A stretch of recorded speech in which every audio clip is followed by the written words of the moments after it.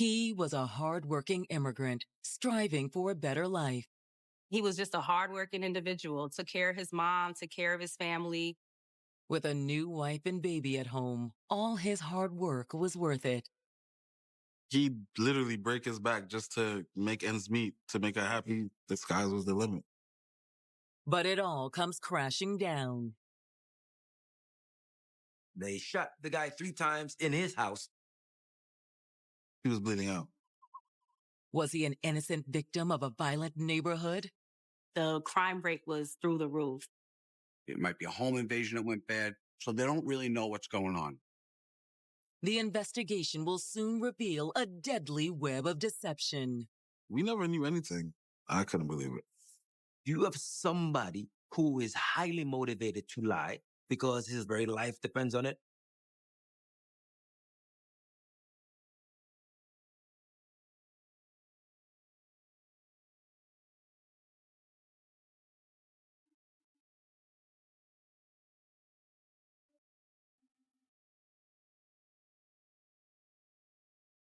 February 24th, 2013. It's Sunday afternoon in Brooklyn's Brownsville neighborhood. But this struggling community is far from quiet. There's a lot of robberies, a lot of drugs, a lot of gangs, probably the highest crime rate in New York City. There were murders, shootings during the daytime. It was just not a very safe neighborhood. This Sunday is no exception. 911 emergency. The caller identifies herself as Alicia Noel Murray and says someone has shot her husband, Omar Murray. She says that there were shots fired inside her residence. After she heard the shots fired, she did go to the stairs to see what was going on. And she saw her husband's body laying downstairs in the foyer bleeding. When the dispatcher asks Alicia if Omar is breathing, she isn't sure. She says she hid with the couple's baby after seeing Omar lying on the ground. She locked herself in away from the front door because she wasn't sure if the person was coming up the steps. She thinks somebody's in the house with a gun. She was scared. And you heard every bit of that fear over that phone call. Police race to the scene and arrive to find 37-year-old Omar Murray severely wounded. They find our victim, Omar, lying with 3 gunshot wounds into his chest. He was bleeding out. In 1995, when 19-year-old Jamaican immigrant Omar Murray came to the U.S., he poured everything he had into building a better life for his family. He was a very loving man, very giving, very thoughtful, very caring, humble, and ambitious. Like he wanted to do his best so he can support his family. He was the oldest of his siblings, and he took care of his mom, took care of his family, just a hardworking individual. He was an ironworker.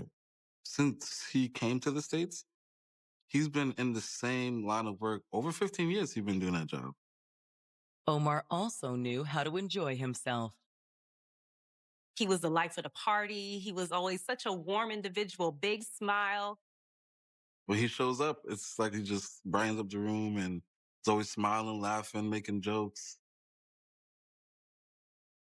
However, in 2007, hard times fell on Omar when he and his wife of 10 years decided to separate.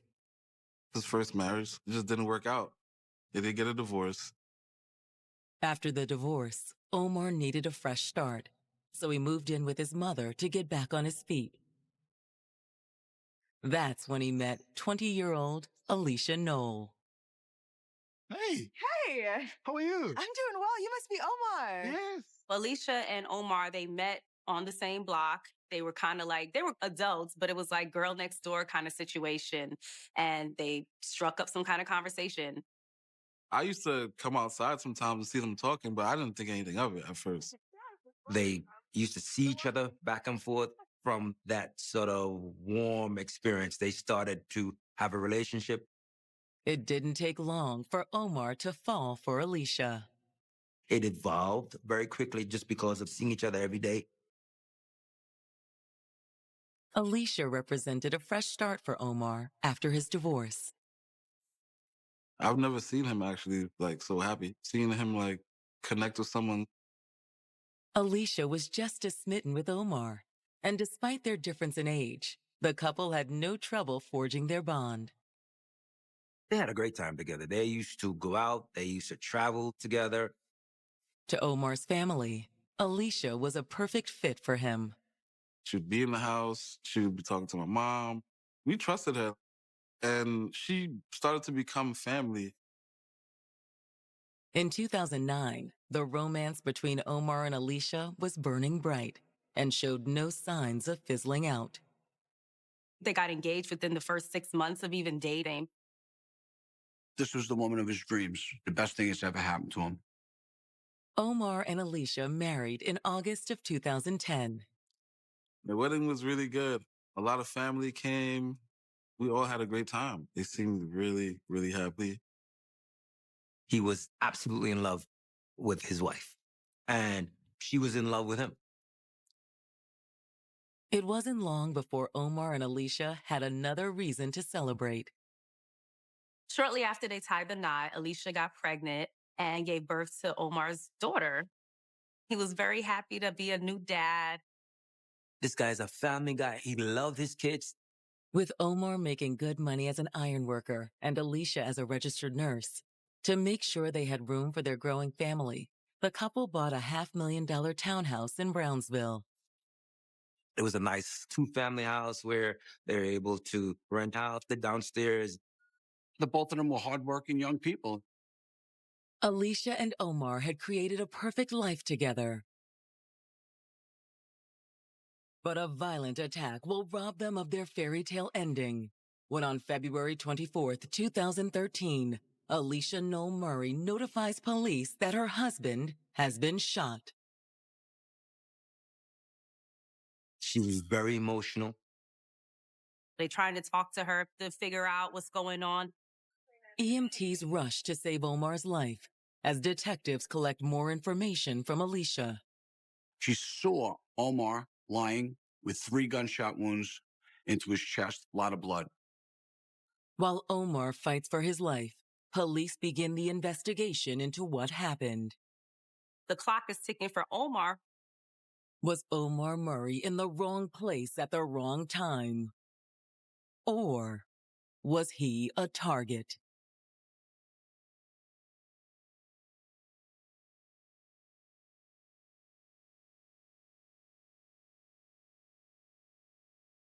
With a new home and a new baby, 2013 appeared to start off perfectly for Omar and Alicia Murray. It seemed like it was a good time for them in their marriage. Now, on the afternoon of February 24th, the NYPD have just found Omar in the foyer of the couple's Brooklyn townhouse, bleeding from multiple gunshot wounds. He's still breathing. EMS takes him and they bring him to Brookdale Hospital for treatment. While the doctors work to save Omar, detectives are questioning Alicia about what she witnessed. When the detectives got on the scene, Alicia sounded like she was afraid. Alicia tells detectives that Omar had just returned home when he was attacked. He was going to pick up groceries to cook dinner. When he came back, she saw him coming into the house from the car. Alicia states she walked away from the window to meet Omar at the door, and that's when she heard gunshots. Alicia says once she heard the shots, she looked down the stairs and saw Omar laid out on the floor, then hid with her daughter in the back bedroom.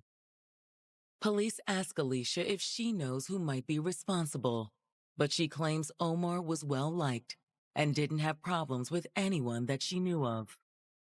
He's just a really amazing person. One of a kind in a very positive way. No negativity came from that man. After getting Alicia's statement, officers escort her to the hospital while detectives continue their investigation. They come now process the crime scene. They're looking for the spent casings, a fingerprint, a shoe print, or anything that they can get to help them solve this crime. Crime scene investigators don't locate any shell casings, and there are too many fingerprints to get a clean lift. But they do see something that might provide some answers. They do see that there's cameras at this location, at the victim's house. They seem to be brand new security cameras. They, of course, go to check the cameras, but they weren't working. Detectives note the wire supplying power to the cameras was unplugged. Was this an oversight, or was it intentional? Detectives now turn to the surrounding neighborhood for possible witnesses. They're going to canvass the area. They're going to knock on doors. You look for possible witnesses that may have seen something that happened. While neighbors claim to have heard the shots, none of them saw the shooter. It can be a very rough neighborhood. There's gunshots every day, every night. People hear it so often, it's almost like they get accustomed to it. Detectives consider another possibility. With the neighborhood a hotspot for gang activity, perhaps residents were afraid of retaliation. In the Brownsville section, you had the Bloods, you had the Crips, and they all had their territorial areas. Had Omar been caught in the crossfire of rival gangs? As detectives, you'd start with the most logical, which would be a push and robbery, a home invasion, because it's common in that particular area. Based on the evidence so far, that doesn't appear to be the case. There was nothing stolen from the house. With a robbery ruled out, detectives move on to the next possibility: that Omar was targeted. While detectives wait for word on Omar's status, they dig into his background. Has he been involved with other gang members? Or has he potentially done things to other people that would warrant someone else to come and do this to him? Their database finds no evidence of criminal activity. Omar didn't have any ties to any gangs. He didn't have a criminal record that would cause somebody to want to do him harm directly, like a vengeance kind of thing. He wasn't the type of guy to have problems with anyone on the streets. He's very cautious, very street aware, street smarts. Where he grew up was rough. My brother's not the type of guy to even get caught up into something like that. He's a hard-working man, makes good money, a good family man, well-liked in the community. So what's the motive here? But at this point, the police are like, well, who could have possibly have done this to this guy? The case becomes more urgent when detectives receive word from the hospital that Omar Murray has died. When police deliver the sad news to Omar's family, they're devastated. I fell down and started crying. I was on my knees. We were really close. And so I was out of it. Really heartbroken, man.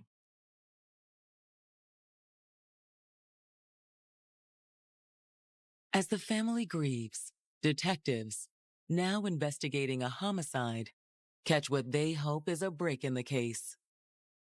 Police just happened to find a camera in front of a business. Unlike the cameras in the Murray home, this one was fully functional, and detectives have their first look at the killer.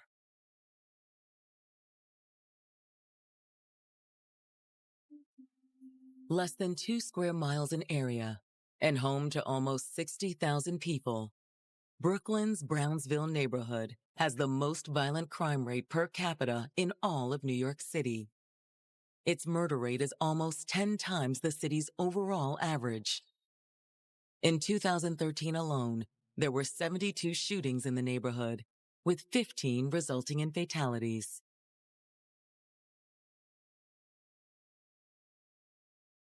Brooklyn detectives investigating the murder of 37-year-old Omar Murray have just made a crucial discovery. The police are scouring the neighborhood, trying to find some type of footage, and they just happen to find a camera in front of a business nearby. They find one that's able to capture the street and our victim's home. Detectives bring the footage down to the precinct for review, and what they find shines a new light on the case. On the day in question, you have Omar going out. You see Omar leave. The timestamp on the footage is consistent with what Omar's wife Alicia told detectives. that Omar left at approximately 12:15. A few minutes later, after Omar leaves, detectives see a dark-colored sedan pull up to the Murray residence. It just stops, and then you see a person get out the car and walk in the same direction of where the house is. On the video, the man walks up to the entryway of the building. Detectives note that the man is easily able to enter the building as if he has a key. At 12:43 p.m., the same car pulls up outside the apartment building a second time. The car comes back before Omar gets home. This time, a different man gets out of the car and walks right into the entryway. They're looking at that video from across the street. They find a taller male that goes into the residence. Then, 13 minutes later, Omar comes home. Moments after Omar enters the building, the taller man is seen leaving. When the person is leaving the house, they're running back to the car. To detectives, the video evidence leaves little doubt that this is Omar Murray's killer. Luckily, detectives are able to identify the man in the video as Kirk Porteous, a man well known to police. Kirk Portis was this known gang member. People know who he is. He's a Crip. He's a bad guy. He's an enforcer in the street. Detectives begin to suspect Omar may have had some skeletons in his closet. Was this hard-working family man harboring a deadly secret? You got to start thinking, is it someone that he owed money to? What's going on? Detectives also need to find out the identity of the man who went in the house before Kirk Porteous. Whoever he is, he obviously had been to the Murray residence before. He's starting to think, is it someone that knew Omar? After identifying Porteous, detectives send out an APB for the known gang member. Then ask Omar's widow Alicia to come in for an interview to see if she can shed light on this mystery man. Thank you for coming in today. Did you find out who killed Omar? We think so, but we have a few questions. The detectives begin by asking Alicia about the home security system. The cameras in the foyer were not hooked up. Any idea why? I had no idea they weren't working. Omar usually handles those things. He installed them recently. So they were new? Yes, he bought them after what happened. They ask, why are these cameras disconnected? So they lean on her, and the bomb drops.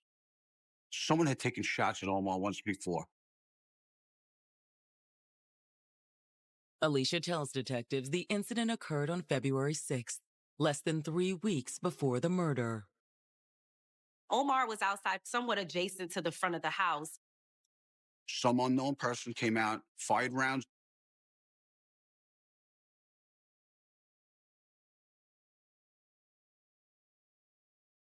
Omar escaped the hail of bullets and got in the house and screamed for Alicia, saying, "Somebody's shooting at me." Alicia tells detectives after the shooting, Omar became increasingly paranoid. He would circle the block like 3 times just to make sure no one's following him or anything. According to Alicia, in addition to the cameras, Omar had also purchased a revolver. She also claims she doesn't know where Omar kept the gun. Switching gears, detectives hope Alicia will recognize the man who seemed to unlock the door for Kirk Porteous. They show her this footage of these 2 men going in the house. When Alicia sees the footage, she's shocked to recognize one of the 2 men. When they question Alicia about this, she says, I have no idea who the taller gentleman is, but I know the other guy. Yes, I know him. She's like, "Oh, I don't recognize this guy, but this guy over here, that's Damien Lavelle. We've been having an affair."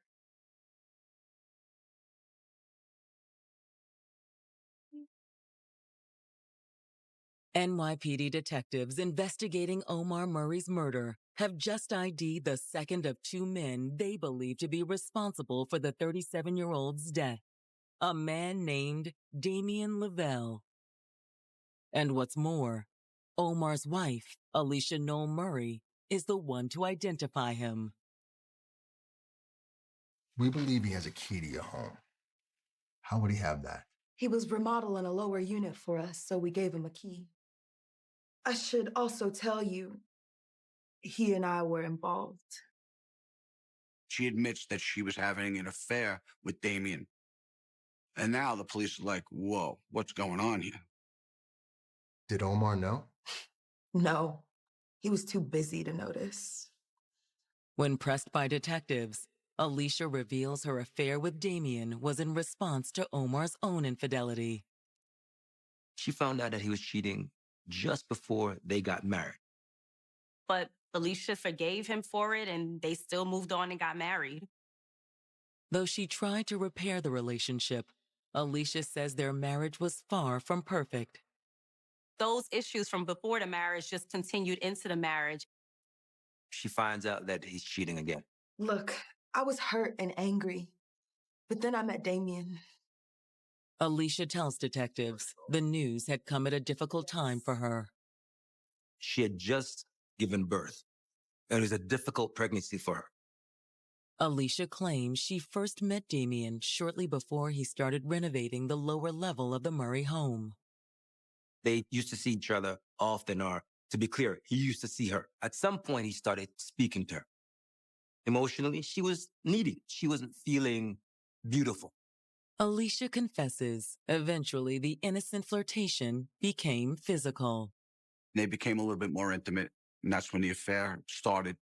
According to Alicia, the renovation work provided the perfect cover. He's downstairs fixing up the drywall. She's upstairs, and as soon as Omar leaves for the day, they will get it on in the house. After feeling both betrayed and neglected by Omar, Alicia relished the attention from Damien. Alicia also admits that as she became more angry with Omar, she began taking more chances with Damien.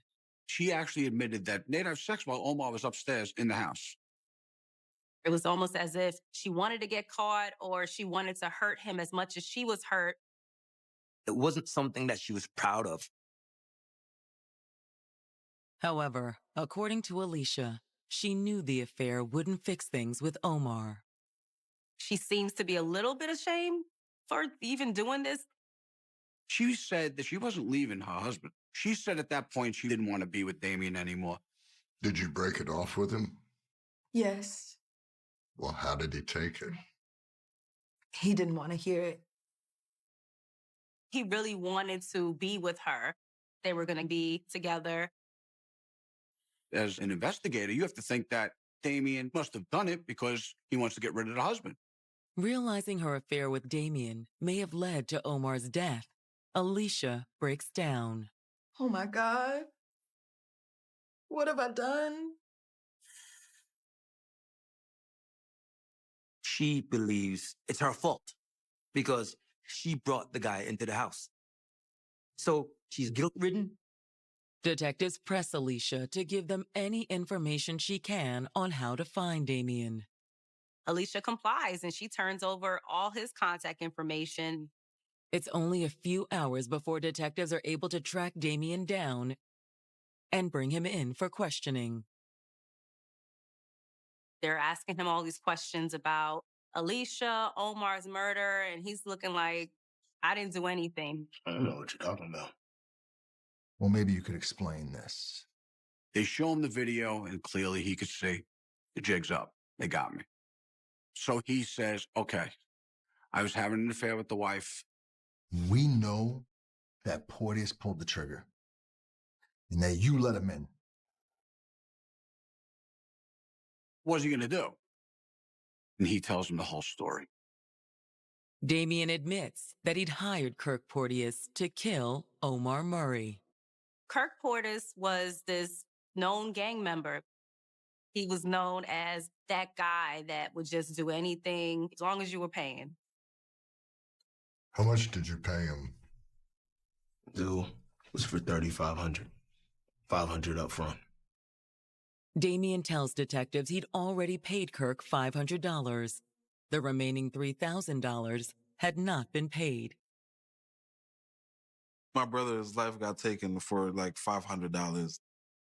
Kirk was going to murder a man, take away his life for $500. That's all he was getting.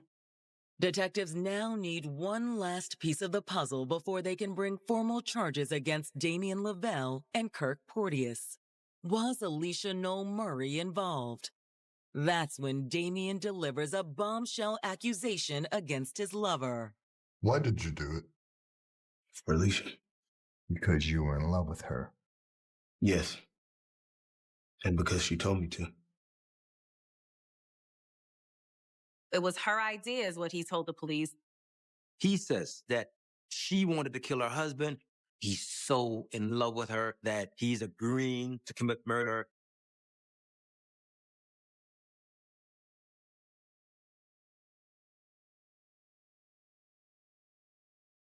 Damien Lavelle has just confessed to paying Kirk Porteous in a murder-for-hire plot to kill Omar Murray. But Damien claims he was acting on orders from his lover, Omar's wife, Alicia Noel Murray. Damien tells police that one day when they had just finished having sex, Alicia was telling Damien about how she really needs to get rid of Omar.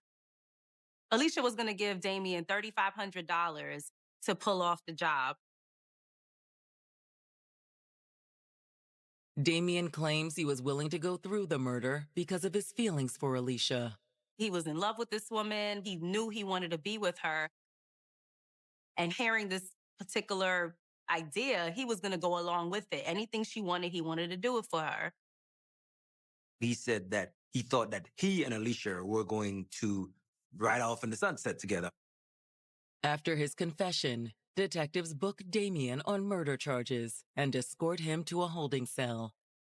With Damien in custody, police redouble their efforts to find Kirk Porteous. They start flooding the streets with officers. But it's not until March 1st, 5 days after Omar's murder, that detectives are finally able to track Porteous down. When police pick up Kirk, they're showing him all the evidence that they have against him. So they tell him, Damien's giving you up. We know it was you. They know he's the shooter.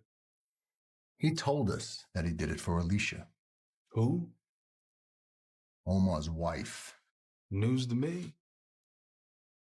All Kirk can say is, I don't know any Alicia. I don't know who the guy is. It was just a simple job for him. It was nothing. Kirk claims all he knows is who hired him and who the target was. Damien's the one that said, hey, can you do this for me? And you didn't ask why he did it? Look, when the money's right, I don't ask any questions. He says, I never met Alicia. I don't know this woman. Never had any conversations. I only had a conversation with Damien. Detectives conclude their interview with Kirk Porteous and charge him with murder. They had Damien and they had the shooter arrested 5 days after the murder. Now detectives are left searching for proof that Alicia was part of the murder plot. The police are getting accounts from Alicia. They're getting accounts from Damien. And the both of them, who are lovers, having an affair on a guy who is now dead, they're like, it wasn't me, it was that person. It wasn't me, it was that person. They needed to figure out what was going on here. Detectives decide to apply a little pressure and reveal to Alicia that Damien claims the plan was all hers. Thank you for coming back. We have some good news. We made an arrest on Damien. But we still have a few questions. It's about something Damien told us. Well, what did he say? That you asked to put the hit on Omar. What? No, that is a lie. Why would I put a hit on my husband, the father of my child? She said, listen, I didn't do this. I had nothing to do with this. She had no idea what Damien's plan was. Alicia insists it was never her intention to have Omar killed. She said, at the end of the day, they were trying to get their marriage back together again. She should not have brought Damien into the house. But it never had anything to do with killing her husband. The affair with Damien. It was her way of getting back at Omar. I was angry with Omar, but I didn't want him killed.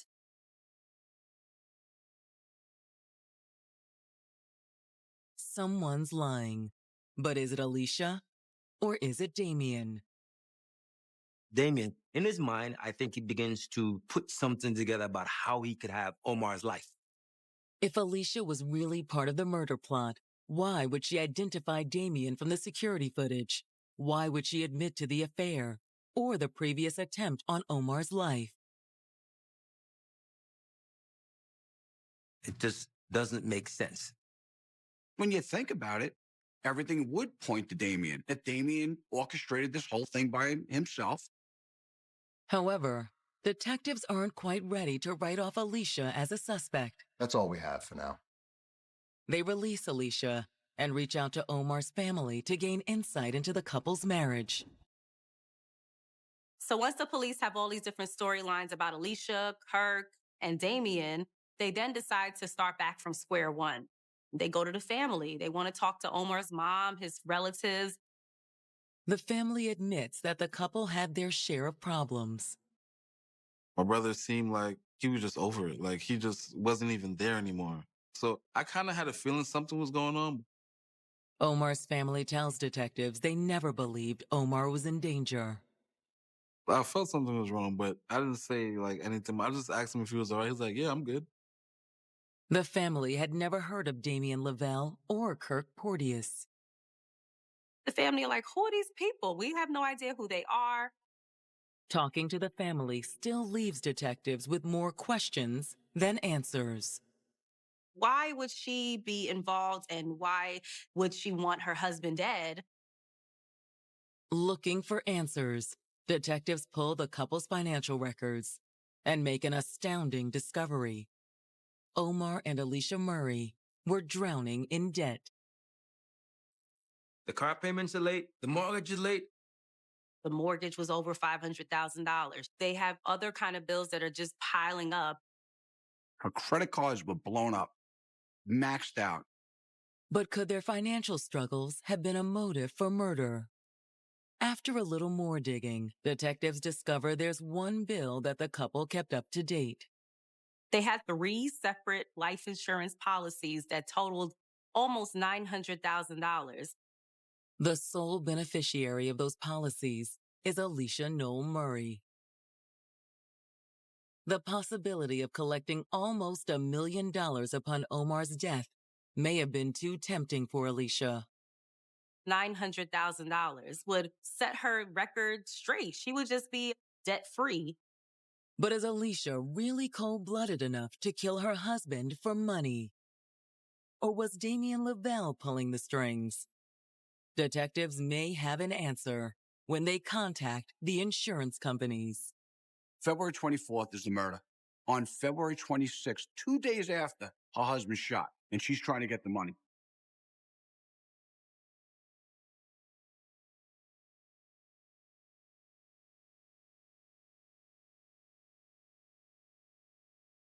I didn't even know about her greed before this even happened. Like, I knew nothing of that because she put on such a great act, like of this kind and genuine person. Then I started thinking like this was all for gain and money. I'm just like, geez, like just leave the guy. Why do you have to do that? But to collect the money, I guess. I was surprised. I was in awe. This is who you really are.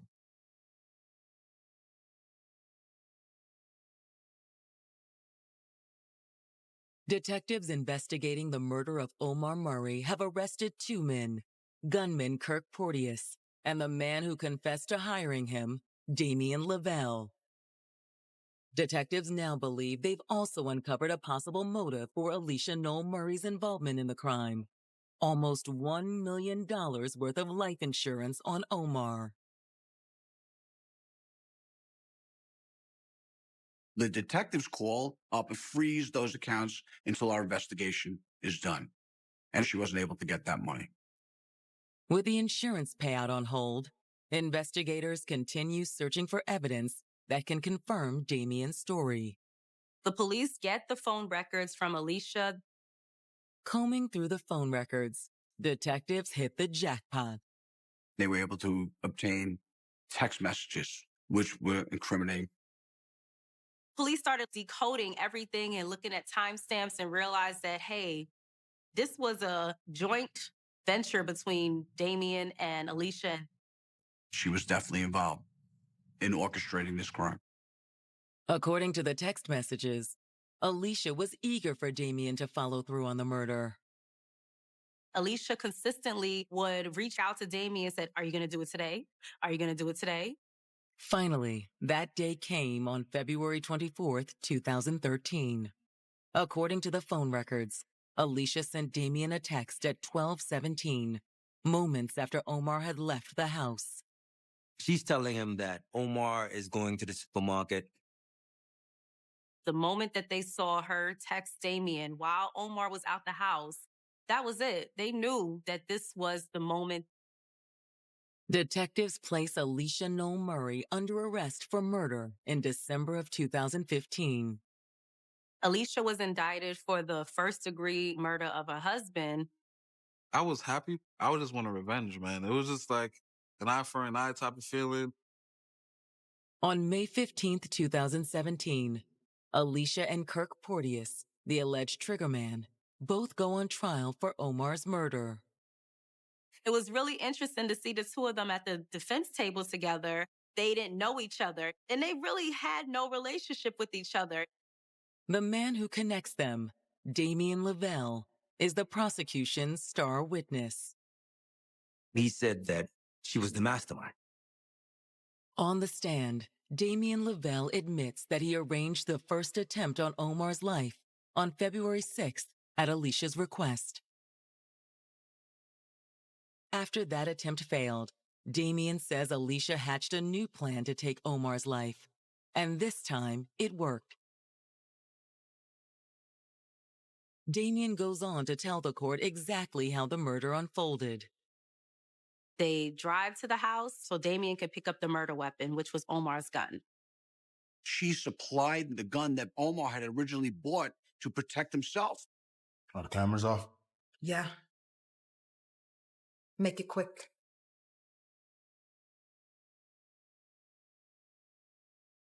Damien returns to the car, and the two drive around. When they return at 12:43, Damien hands the gun to Kirk Porteous. Don't leave until I come back, understand?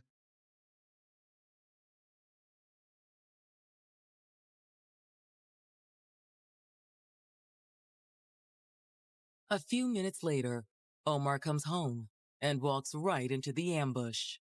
As Omar was opening the door to the house, Kurt opened fire on Omar.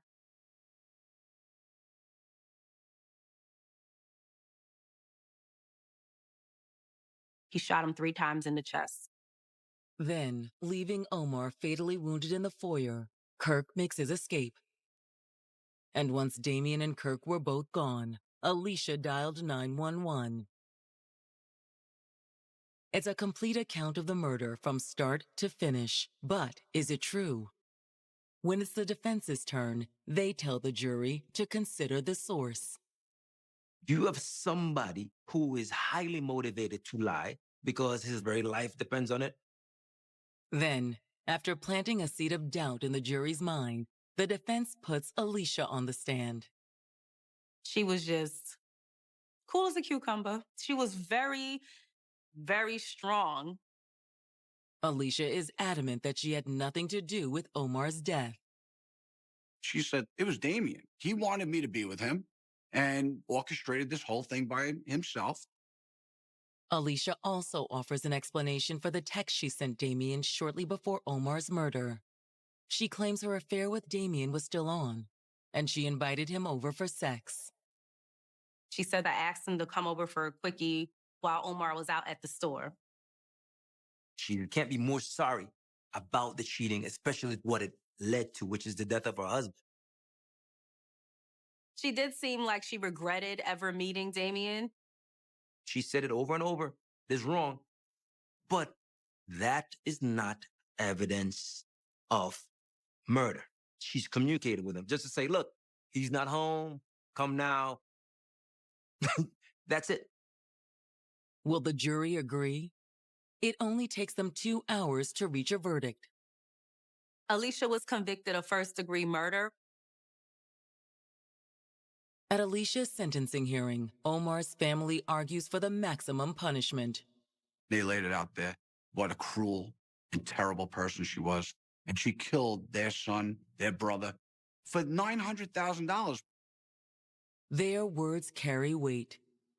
The judge hands down the harshest sentence New York law allows. He gives a sentence of life without the possibility of parole.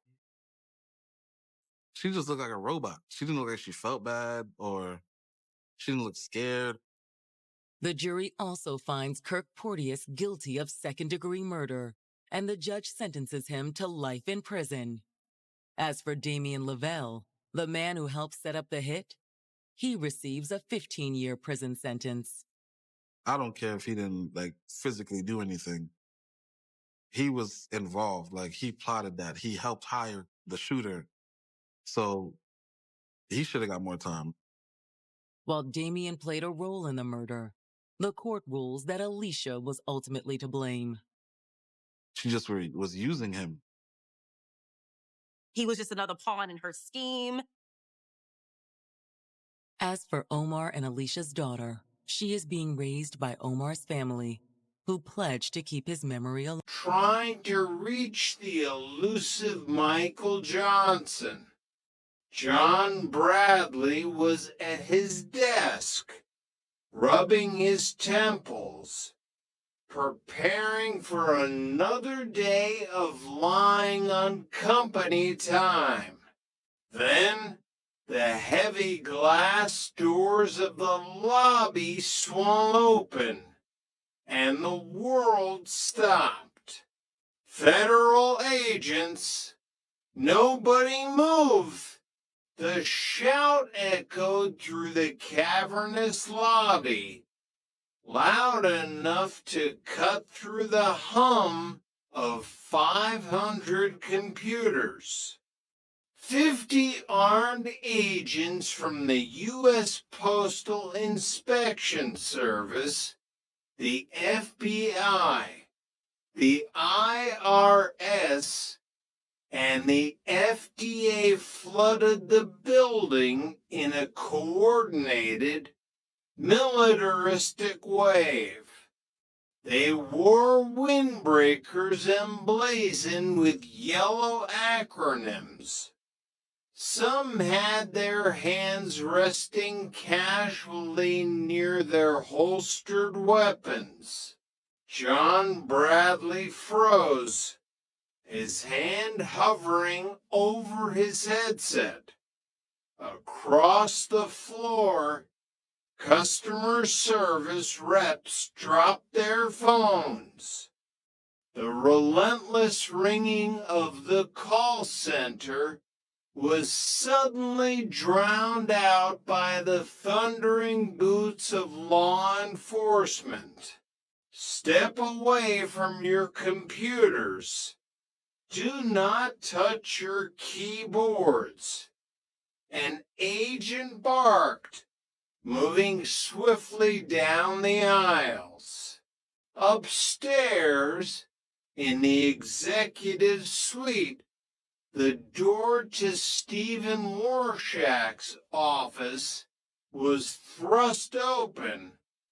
2 IRS agents walked in, flashing badges. Warshak, leaning back in his Italian leather chair, merely blinked. His trademark arrogant smile faltered, but only for a fraction of a second. "Gentlemen," Stephen said, his voice remarkably steady, "to what do I owe this dramatic intrusion? My lawyers are on speed dial. Save the dial, Mr. Warshak," the lead postal inspector replied, slapping a thick, bound document onto the marble desk. "Search warrant. We're taking everything. And And they did. For the next 10 hours, the federal government methodically dismantled the illusion Stephen had built. Agents hauled out boxes of files, sweeping the desks clean. They wheeled out 24 executive laptops and unscrewed hard drives from servers. They even seized the unopened mail, thousands of letters of complaint, and returned Insight bottles. In total, 7 tons of evidence over 13,500 documents were loaded into government trucks. As Stephen was escorted down to the lobby, he saw a sight that finally pierced his armor of arrogance.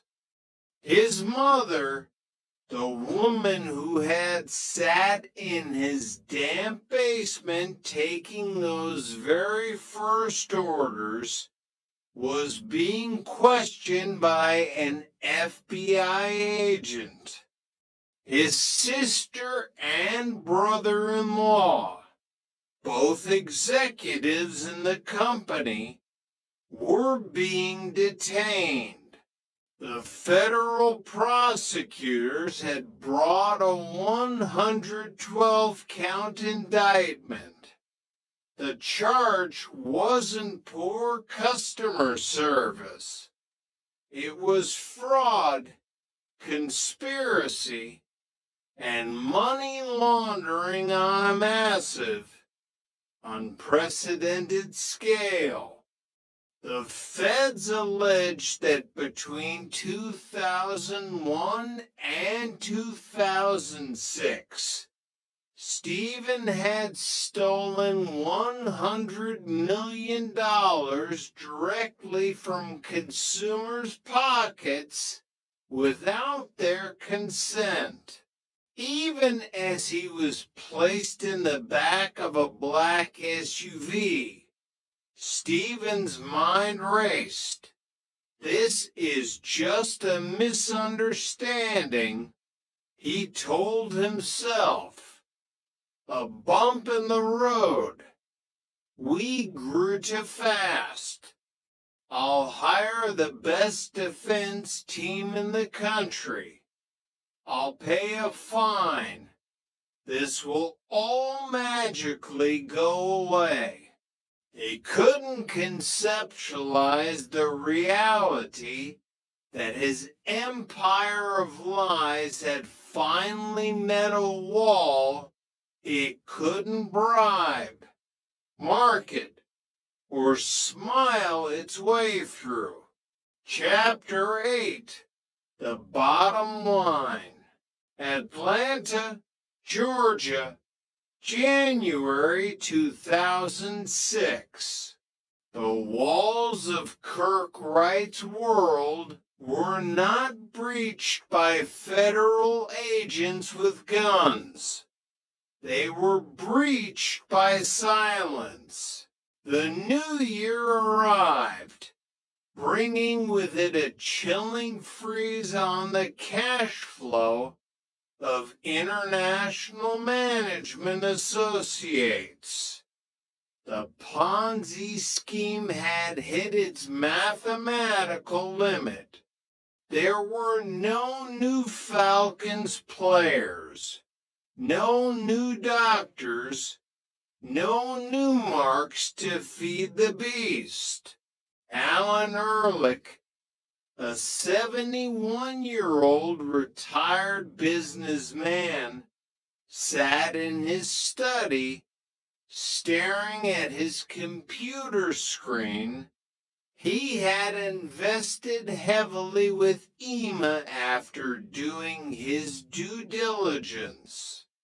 He had called references, read the paperwork, and trusted the glossy brochures. But his recent request for a routine withdrawal had been met with a bizarre string of excuses from Kirk. Ehrlich dialed Kirk's direct line. It rang for times before going to voicemail. He tried the receptionist. Oh, everything's fine, Mr. Ehrlich, the receptionist chirped, though her voice betrayed a tremor of panic. Just a little stress with the year-end tax information. Your money is completely safe, but the money wasn't safe. It was gone. It had evaporated in bad margin calls and melted away in ice bars at $500,000 weddings. Inside the EMA offices, the atmosphere was poisonous. The internal accountants who had discovered the 20% loss were demanding transparency. Kirk, looking haggard, his Brioni suit suddenly looking a size too big, stonewalled them. He produced a single sheet of paper claiming the fund had $155 million in assets, but he physically blocked anyone from examining the underlying data. Steve Atwater felt physically sick. The former NFL powerhouse, a man who had faced down 300-pound linemen without flinching, now felt a cold sweat prickle his neck every time he walked into the office. The current NFL players had banded together. They weren't asking politely anymore. They were demanding their money. Millions of dollars. Kirk brought them into the conference room. He leaned heavily against the mahogany table, looking at the angry faces of the men he had sworn to protect. Guys, listen to me, Kirk pleaded, his smooth baritone cracking. You'll get your money next month. We've had a technical issue with the clearing banks, a routing problem. It's just a clerical error. I give you my word. The players stared at him. They had trusted him because he was one of them, a man of color who had cracked the code of the white-dominated financial elite. Now, looking at Kirk's darting eyes and sweating brow, they saw him for what he was, a man trapped in a burning building of his own making. By mid-February, the excuses ran out. Checks began to bounce across Atlanta. On February 17th, the NFL players took decisive action. They bypassed Kirk entirely and went straight to a judge. Within hours, the judge issued an emergency order freezing every single asset tied to International Management Associates. The SEC, having received a tip months earlier, finally moved in alongside the FBI. They executed a search warrant on the EMA offices. Forensic accountants walked into the luxurious suite expecting to find the complex machinery of a massive hedge fund.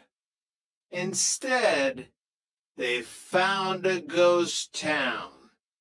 They found nice desks, expensive chairs, and empty file cabinets. There was no algorithm. There was no trading floor. More alarmingly, when they reached the CEO's office, they found an empty desk. Kirkwright's computer was missing, and so was Kirk. Chapter 9, The Phantom in the Sun. Miami Beach, Florida, May 2006. The water in the pool at the Ritz-Carlton South Beach was exactly 82 degrees. Kirkwright lay on a padded chaise lounge, a pair of expensive Tom Ford sunglasses shielding his eyes from the blinding Florida sun. He took a sip of a mojito, the condensation dripping down his wrist. He was a fugitive from the Federal Bureau of Investigation, the target of a nationwide manhunt, and yet he couldn't let go of the luxury. He was a man addicted to the aesthetic of wealth. For 3 months, he had been a ghost.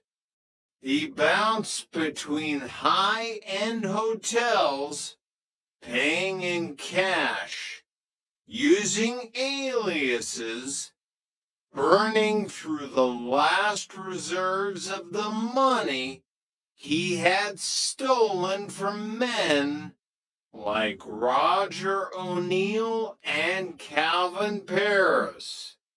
He left his wife in Atlanta to face the angry mobs and the auctioneers who would soon strip her of her gold fixtures and marble floors. Beside his lounge chair sat a cheap, disposable cell phone. He picked it up and dialed a number from memory. Wall Street Journal. Investigative desk. A voice answered. "This is Kirk Wright," Kirk said calmly, adjusting his sunglasses. It was an act of pure, unadulterated narcissism. While the FBI turned over every rock in Atlanta, Kirk was giving exclusive telephone interviews to the national press. "Mr. Wright, the authorities consider you a fugitive," the reporter said, the shock evident in his voice. "Where are you?" "I'm not a fugitive," Kirk replied smoothly. watching a pair of models walk past the pool. I don't have anything to hide. I'm just being careful of my movements. The investors, particularly the NFL players, they were angry. I feared for my personal safety. I had to step away to protect myself. It was a brilliant, sociopathic spin. He was casting himself as the victim of violent athletes rather than the architect of their financial ruin. What about the missing $150 million? The reporter pressed. Legitimate trading losses. Kirk lied without missing a beat. The market turned against us.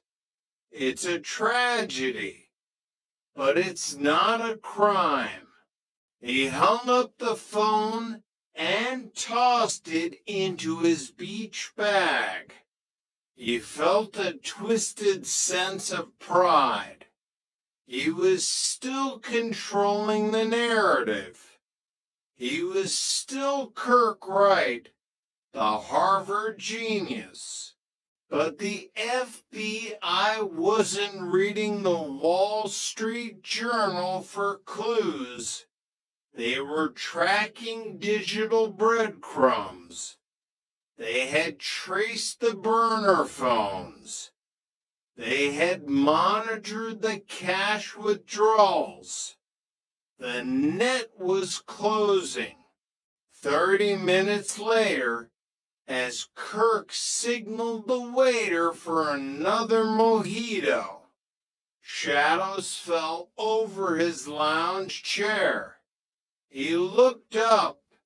3 men in casual clothes stood around him. They didn't look like tourists. They looked like men who carried heavy things for a living. The lead man reached into his polo shirt and produced a badge. Kirk Wright, the agent, asked. Kirk didn't run. He didn't shout. He simply let out a long, slow sigh. He reached up, removed his Tom Ford sunglasses, and placed them carefully on the small table next to his empty glass. Yes, Kirk said quietly. He stood up, offering his wrists. By all accounts, he didn't appear incredibly surprised. It was as if he had just been riding out the remaining days of a luxurious vacation, waiting for the bill to finally arrive. The illusion was over. Chapter 10, The Price of the Smile.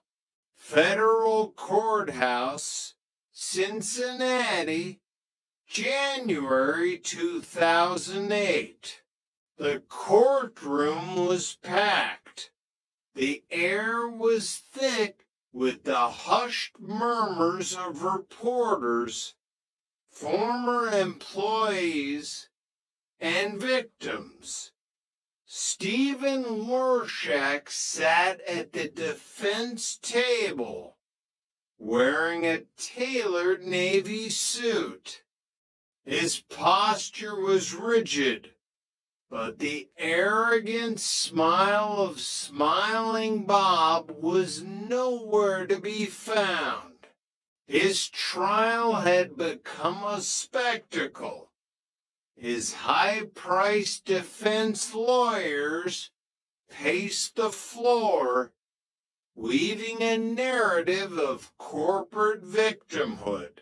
Ladies and gentlemen of the jury, the lead defense attorney implored.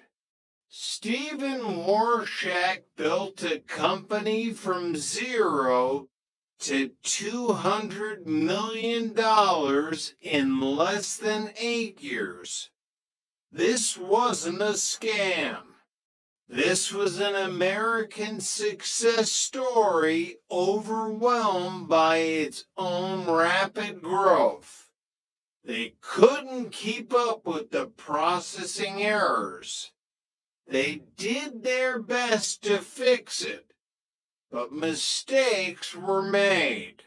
It was the same lie Stephen had told John Bradley near the elevators years ago.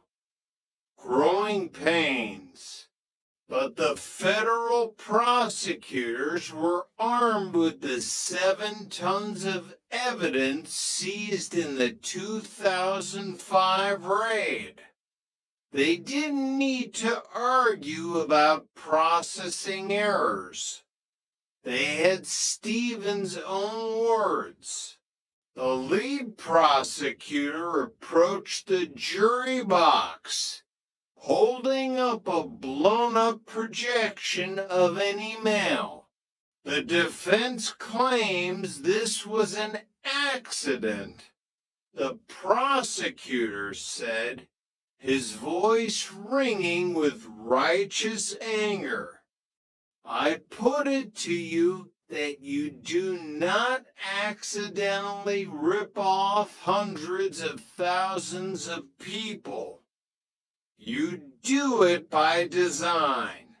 He pointed to the screen. It was an email written by Stephen to his top executives.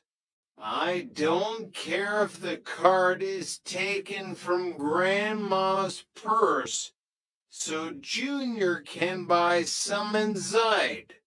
The prosecutor read aloud, emphasizing every cruel word. If the card is good, I want a ship. A murmur rippled through the courtroom. Stephen stared straight ahead, his jaw clenched tight. But that is not the worst of it. The prosecutor continued, switching the slide.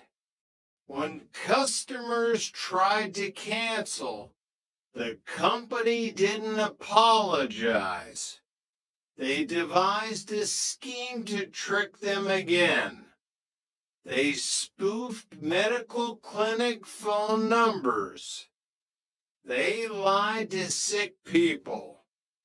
And when Jason Kosman, the defendant's nephew, outlined his beautiful scheme to exploit the shit out of them like fish in a barrel, the prosecutor turned slowly, pointing directly at Stephen Warshak.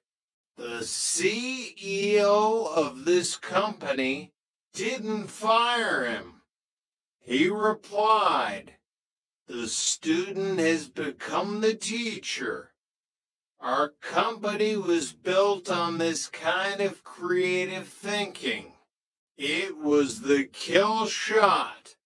The trial, as many observers noted, was effectively over the moment that email was read.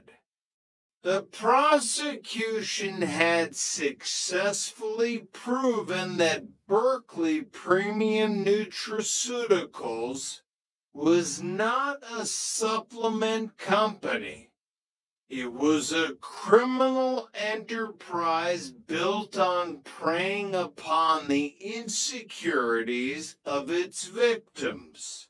On February 22, 2008, Judge Arthur Spiegel banged his gavel. He looked down at Stephen Warshak with naked contempt. You did not merely take money, Judge Spiegel said, his voice echoing in the silent room.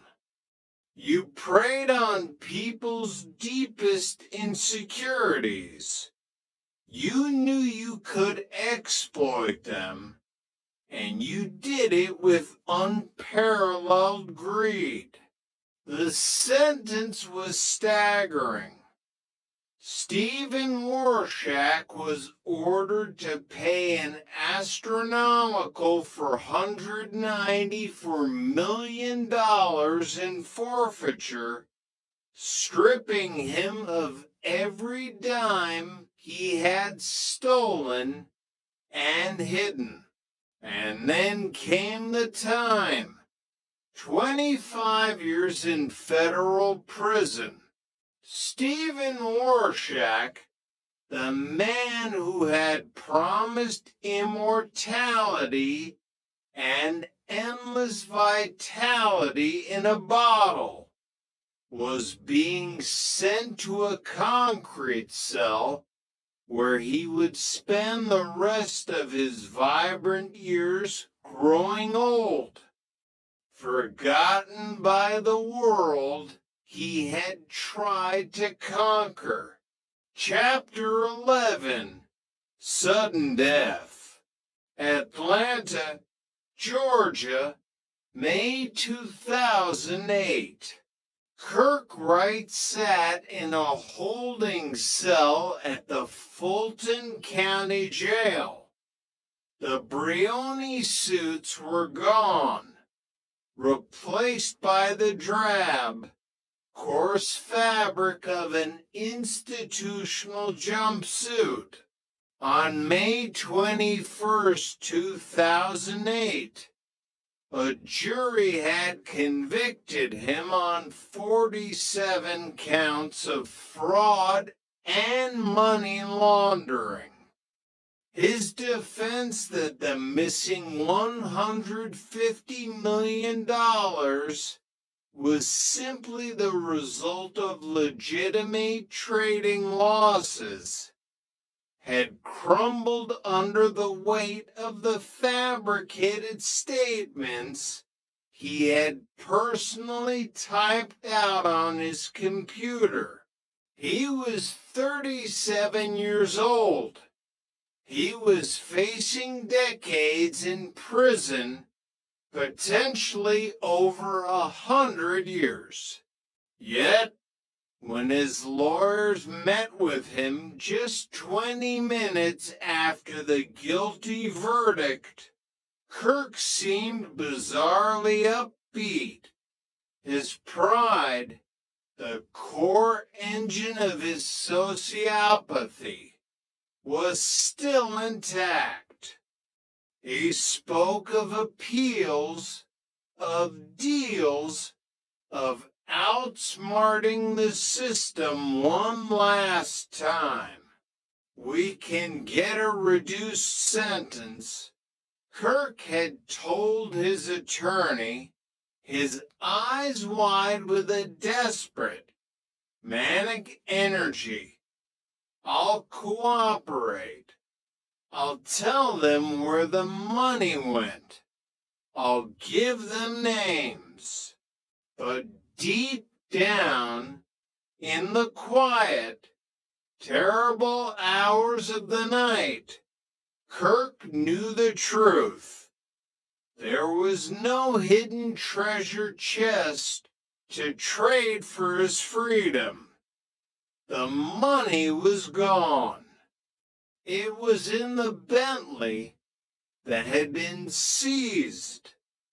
It was in the marble floors of a house his wife had been evicted from. It was in the melted ice bars of a wedding that meant nothing. He was a proud, fiercely arrogant man. The prospect of spending the rest of his life in a cage, stripped of his status, his cars, and his aura of invincibility, was a reality his mind simply refused to process. He had always controlled the exit. He had always been the smartest guy in the room. 3 days after his conviction, the prison settled into the quiet rhythm of the weekend. Kirkwright was on a standard watch, but he was not under 24-hour surveillance. In the dim light of his cell, Kirk stood up. He took the thin, scratchy bedsheet from his cot. With the same methodical, cold precision he had used to forge bank statements, he tied one end of the sheet around his own neck. He tied the other end to the metal grate of the top bunk. He didn't leave a note. He didn't offer an apology to Calvin Paris, who had trusted him with his family's future. He didn't apologize to Steve Atwater, whose reputation he had used to ensnare his teammates. Kirkwright simply stepped off the edge, taking his secrets and the phantom fortunes of 500 investors into the dark. By the time the guards made their next rounds, the alchemist of Atlanta was dead. Chapter 12, The Ruins. The collapse of an empire leaves a crater. In Michigan, Bob and Ellie Price never saw a dime of the money Berkeley Nutraceuticals had drained from their account. But for Bob, it was never really about the $30 a month. It was about the dignity stolen from his wife when she was at her most vulnerable. It was the feeling of being treated like a mark.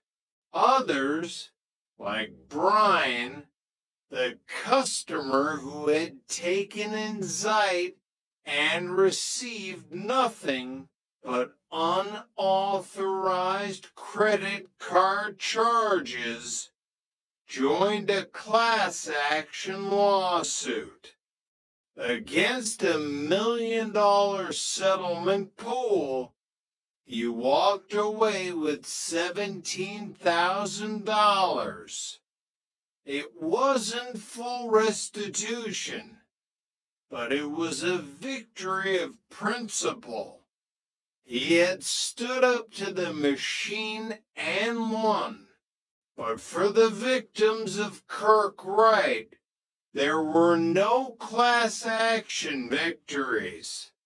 There was only Ash, Alan Ehrlich, the 71-year-old retiree who had done everything right, had to watch his wife put her work clothes back on and return to the labor force. They moved out of their home and into a rented condo. The money he had planned to live on for the rest of his life had evaporated into the humid Atlanta air. Calvin Paris, the man whose son had gone to Harvard with Kirk, was left grappling with a profound sense of betrayal.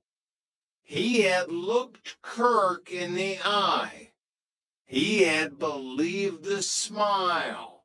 I wanted to visit him in prison, Paris would say later, his voice heavy with unresolved grief and anger.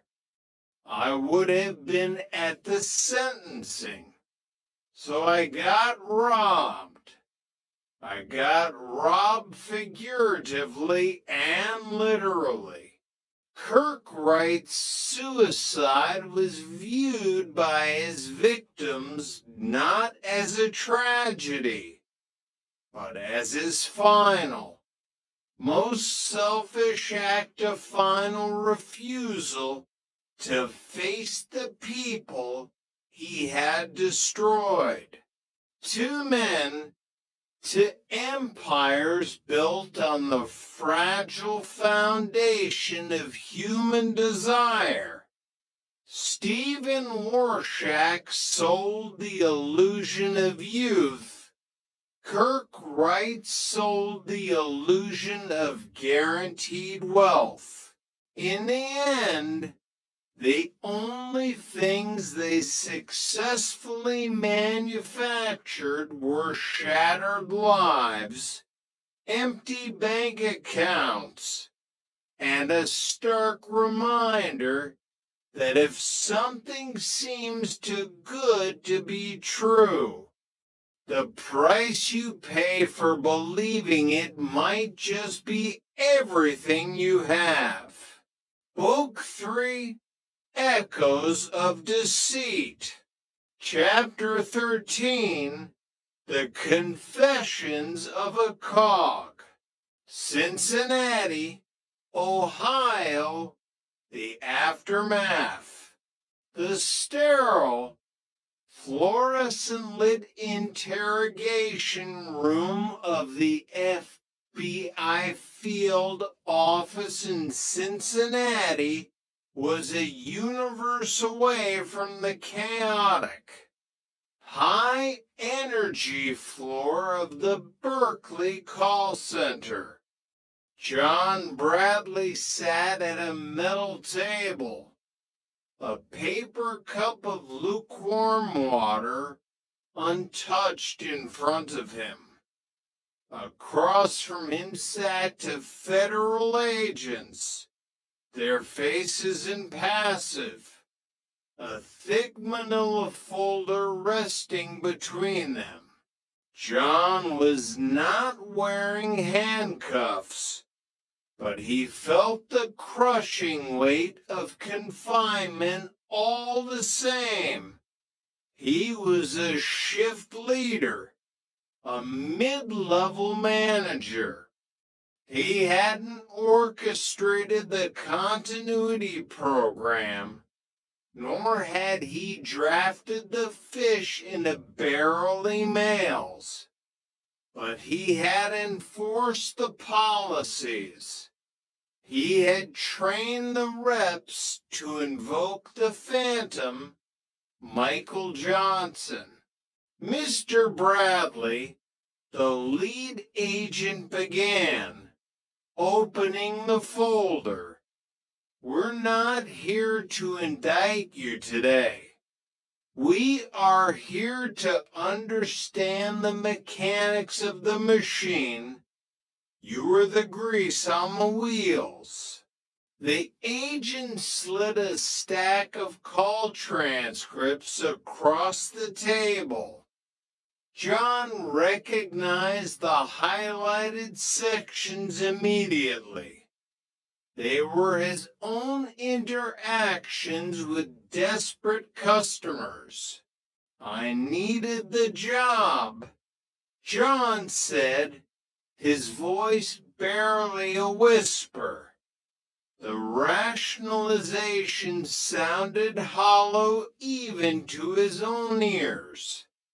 When I started, It just looked like a fast-growing company. By the time I realized the refund policy was mathematically designed to fail, I was trapped. The money was good. Rorschach. He had a way of making you feel like you were part of a revolution. A revolution built on credit card fraud. The second agent noted dryly. John nodded slowly, closing his eyes. Yes, I knew. We all knew. When you hear a grown man crying on the phone because $100 overdrew his checking account and he can't buy groceries for his kids, you know you're not the good. Guys, for the next 6 hours, John detailed everything. He explained the software glitches that were actually features. He mapped out the organizational chart, pointing out which executives were fully complicit in the spoofed hospital callbacks. He became a cooperating witness, trading his silence for immunity. When he finally walked out of the federal building, the sun was setting over the Ohio River. John Bradley was a free man, legally speaking. But as he drove home, he knew his career was permanently stained. He had allowed his moral compass to be recalibrated by corporate bonuses and the charismatic smile of a sociopath. He would spend the rest of his life trying to scrub the invisible grease from his hands. Chapter 14, The Ledger of Lies. Atlanta, Georgia, the days before the fall. David Miller, a senior accountant at International Management Associates, stared at his computer screen until his vision blurred. It was late January 2006, weeks before the FBI raid, and the EMA offices were silent save for the hum of the FIC system. David was a numbers man. He believed in the absolute truth of mathematics. A ledger, to David, was a sacred document. What he was looking at now was a desecration. For months, he had suspected Kirk Wright was cooking the books. The returns were too consistent, the secrecy to absolute. Earlier that evening, David had waited for Kirk to leave the building. He had then bypassed a security protocol on the internal server backdoor he had quietly programmed months prior for maintenance purposes, and accessed the raw data from the external clearing houses. He cross-referenced Kirk's internally distributed Taurus Fund performance sheet with the actual brokerage statements. Kirk reported a 3% gain. The reality was a 20% loss. Millions of dollars had simply ceased to exist, swallowed by catastrophic, unhedged bets. David's hand trembled as he reached for his mouse. He created an encrypted folder and began dragging the files into it. Wire fraud, mail fraud, grand larceny. The legal terms flashed through his mind like neon signs. Suddenly, the heavy mahogany door of his office creaked open. David's heart seized in his chest. He snapped his laptop shut, perhaps a fraction of a second too quickly. Kirk Wright stood in the doorway. He wasn't wearing his suit jacket, and his tie was loosened, but the predatory aura around him was suffocating. Working late, David, Kirk asked, his voice low, a perfectly modulated purr. Just finalizing some year-end tax reconciliations. Kirk, David managed to say, forcing a tight smile. He kept his hands flat on the desk to hide their shaking. Kirk stepped into the room, his eyes scanning the space, lingering on the closed laptop. The silence stretched, heavy and dangerous. Kirk was a man who understood leverage, a man who had lied to NFL linebackers without blinking. If he knew what David had seen, what would he do? The market is a volatile beast. David, Kirk said softly, walking over to the window and looking out at the glittering Atlanta skyline. It requires a steady hand. It requires loyalty. Panic is our only true enemy. Do you understand? It wasn't a question. It was a thinly veiled threat. I understand, Kirk, completely. Kirk stared at him for a long moment, then nodded slowly. Good night, David. Don't stay till late. When Kirk's footsteps faded down the hall, David exhaled a breath he felt he had been holding for an hour. He opened the laptop, his resolve hardened by the sheer terror of the encounter. He didn't just save the files to a flash drive.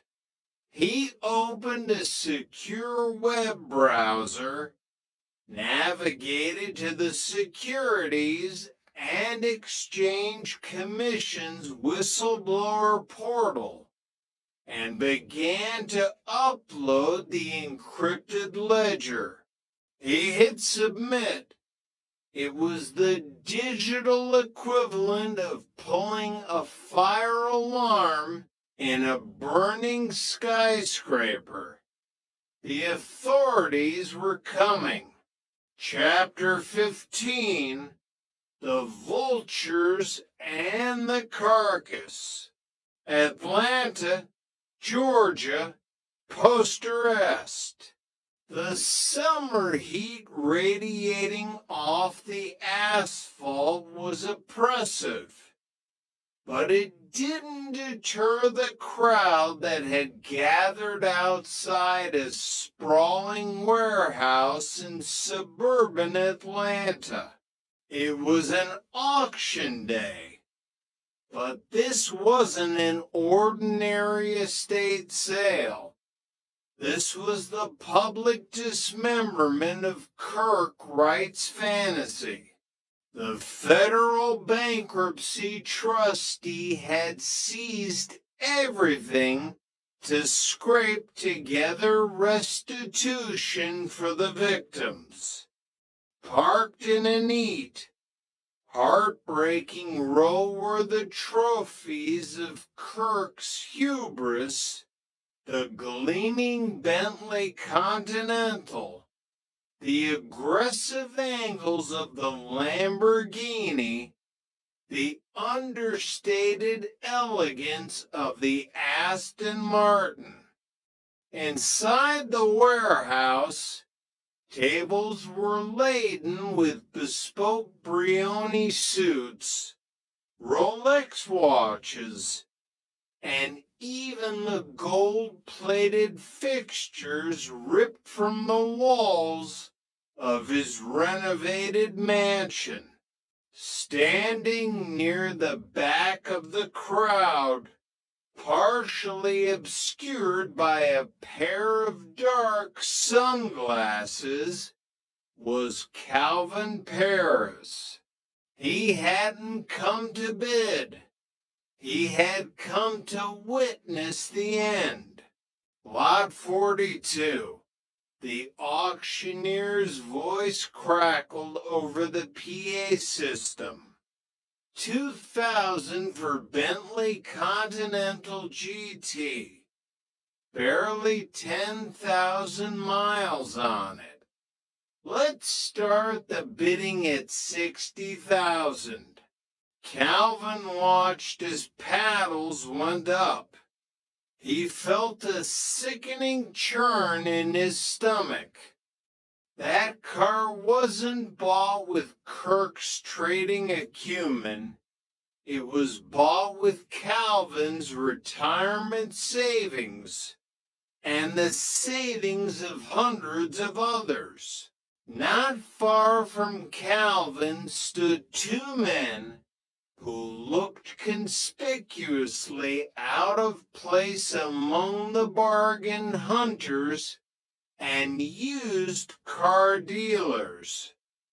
They were massive, muscular men, former NFL players who had trusted Kirk Wright.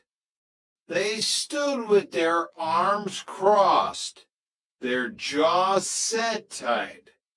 They weren't bidding either. They were holding a silent vigil over the carcass of their own wealth.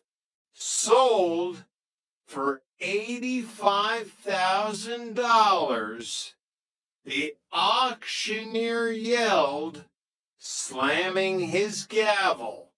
A man in a cheap linen suit cheered, securing a luxury car for a fraction of its retail value. The vultures were feasting. Calvin turned away, unable to watch the Rolexes go next. The auction was supposed to be a mechanism of justice, a way to return pennies on the dollar to the victims. But it felt grotesque. It felt like watching a magic trick revealed in slow motion. The sad, ordinary reality behind the glamorous illusion. Kirk Wright had bought these items to prove he was a god among men. Now, they were just lots on a clipboard being haggled over by strangers in the sweltering heat. The phantom fortune had finally materialized, only to instantly evaporate into the hands of the highest bidder. Chapter 16, The Eternal Hustle. Anywhere, USA. The present. The television flickered in the dark living room, casting a pale, bluish light over the sleeping figure on the couch. It was 2:00 a.m., the witching hour of cable television, a time reserved for infomercials, psychic hotlines, and the ghosts of marketing campaigns past. A commercial cut-in, louder than the previous programming. On the screen, a man with a cartoonishly exaggerated, blindingly white smile was walking through a neighborhood. He was whistling. Women stopped to stare at him. Neighbors waved. It was Smiling Bob. Stephen Warshak was sitting in a federal penitentiary, his empire dismantled, his wealth seized, but his creation had survived.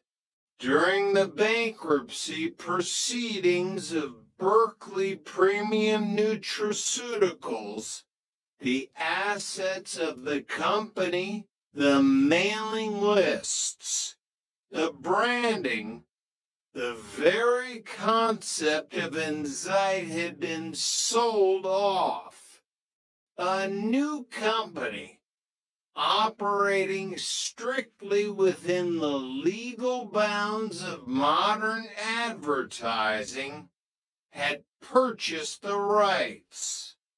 They tweaked the formula, cleaned up the billing practices, and put Bob right back on the air. Want to know why Bob is so happy